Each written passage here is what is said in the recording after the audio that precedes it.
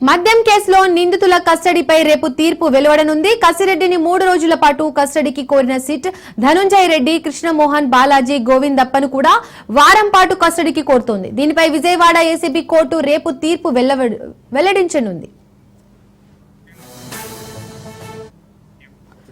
ఇక ఇదే అంశానికి సంబంధించి మరిన్ని అప్డేట్స్ మా ప్రతినిధి శ్రీనివాస్ ఫోన్ ద్వారా అందిస్తారు. శ్రీనివాస్, ఈ ఏపీ లిక్కర్ స్కామ్ కి సంబంధించి ఈ రోజు మరో పరిణామం చోటు చేసుకున్నది. అయితే ఈ కేసులో కీలక నిందితుడైనటువంటి కేసిరెడ్డి రాజశేఖర రెడ్డిని వాంగ్మూలం తీసుకునేందుకు తమకు అనుమతి ఇవ్వాలని కూడా ఏసీబీ కోర్టుని అడగడం జరిగింది అధికారులు. అయితే ఈ నేపథ్యంలోనే కోర్టు అనుమతి మేరకు కేసిరెడ్డి రాజశేఖర రెడ్డిని విజయవాడ జిల్లా జైల్లో ప్రశ్నించనున్నారు. అతను ఇచ్చిన వాంగ్మూలాన్ని రికార్డ్ చేసి, అంటే ఈ కేసుకు సంబంధించినటువంటి పూర్తి వివరాలను అతని నుంచి రాబట్టి అతను చెప్పిన సమాధానాలు బట్టి, అలాగే అతను చెప్పిన వివరాలను బట్టి కూడా వాంగ్మూలం రికార్డ్ చేయనున్నారు.